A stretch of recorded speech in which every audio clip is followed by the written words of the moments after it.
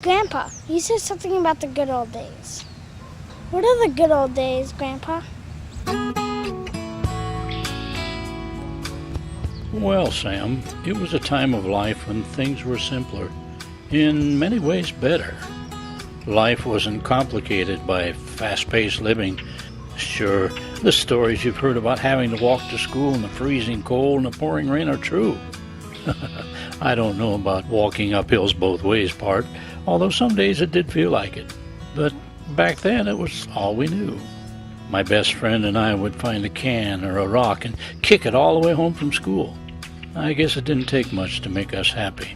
We didn't make as much money as folks make today, but then again, we didn't need as much.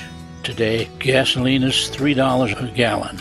I remember when it was 19 cents a gallon, and some of us foolish kids would go in and order 10 cents worth, and they washed your windows and checked your oil for that price. Back then, it really didn't seem to be so much about what we had, as much as appreciating what we did have and making the most of it. Being raised in the country, our food came straight from the source. Daddy raised cattle and pigs for meat. We didn't buy our milk in a jug. That was one of my daily chores, milking the cows. When we thank God for the food, we really meant it. Yeah, things are easier now. I just wonder if we've sacrificed our character for convenience and traded in a simpler time for a life of cluttered priorities.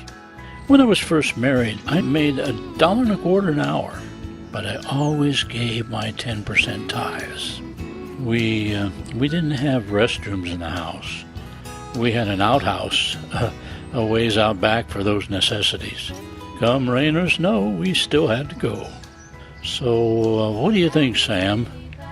Now do you understand why we call those the good old days?